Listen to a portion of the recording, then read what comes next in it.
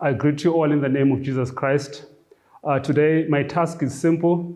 It is just to go through the book of the Great Controversy, chapter 2 in summary. So chapter 2 simply speaks about the persecution in the first centuries. Now, this is a book that was written by Ellen G. White, but before I can go into the content of the chapter, I find it that it's wise for me just to give a brief background of the book.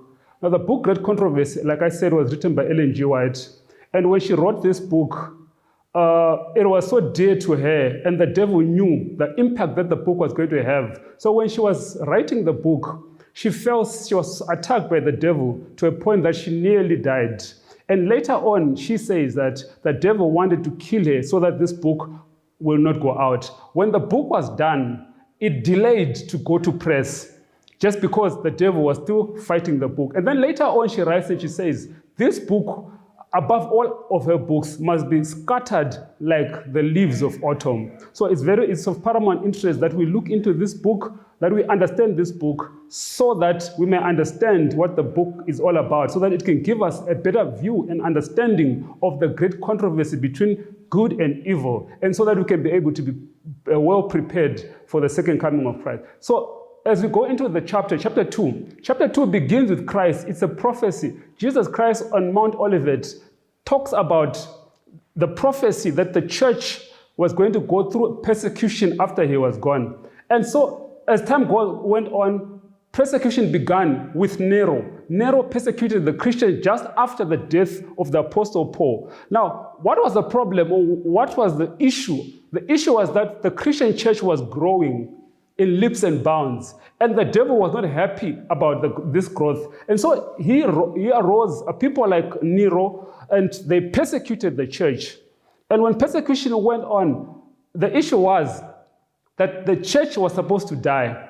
And people were caught and they were thrown into amphitheaters. Others, they clothed them with skins, with skins, and thrown into dogs, and they were torn by dogs. And people would watch and cheer and laugh.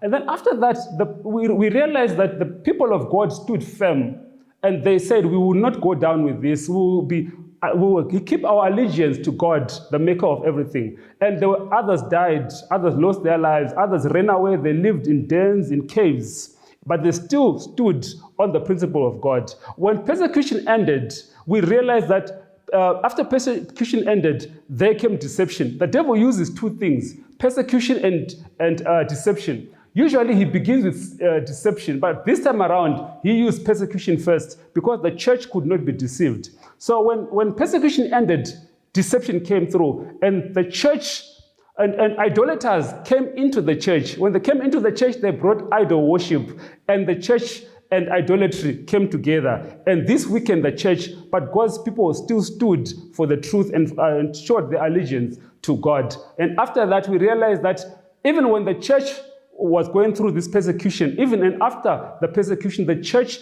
did not die, but the church stood firm, and people of God stood against deception, and they told them that if the